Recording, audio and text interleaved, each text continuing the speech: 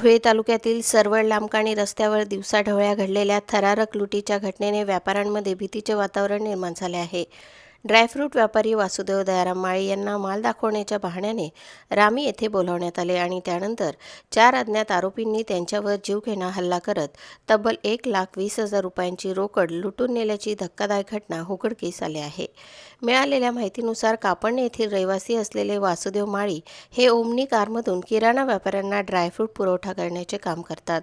एका अज्ञात व्यक्तीने फोन करून माल दाखवण्यासाठी रामी येथे बोलावल्याने ते आपल्या सहकाऱ्यांसह तेथे जात होते. सकाळी 8:45च्या सुमारास रामी गावाजवळ 2 विनाक्रमांक मोटारसायकलीवरून आलेल्या 4 जणांनी त्यांची गाडी अडवली. आरोपींनी प्रथम माळी यांच्या चेहऱ्यावर ज्वलनशील स्प्रे मारला आणि त्यानंतर लोखंडी रॉडने बेदम मारहाण केली. या हल्ल्यात गंभीर जखमी झालेल्या माळी यांच्याकडील व्यापारासाठी ठेवलेली 1,20,000 रुपयांची रोकड आरोपींनी जबरदस्तीने लुटून नेली. मात्र आरोपी पळून जात असताना माळी यांनी धाडस दाखवत त्यांना अडवण्याचा प्रयत्न केला. यावेळी घाबरलेल्या आरोपींनी एक विनाक्रमांक मोटारसायकल घटनास्थळी सोडून पलायन केले. घटनेची माहिती मिळताच सोनगीर पोलिसांनी घटनास्थळी धाव घेत मोटारसायकल जप्त केली असून अज्ञात 4 आरोपींविरुद्ध विविध कलमान्वये गुन्हा दाखल करण्यात आला आहे.